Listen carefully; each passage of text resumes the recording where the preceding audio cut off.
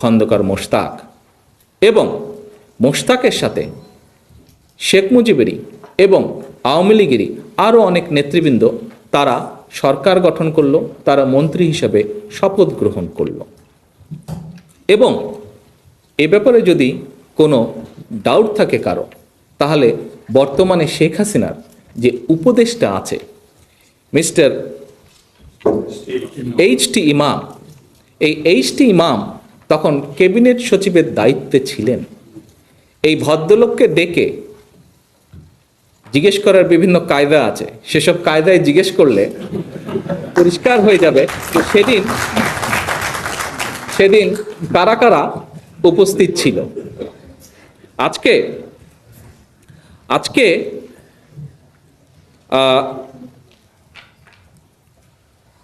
এইসব সত্য কথাগুলো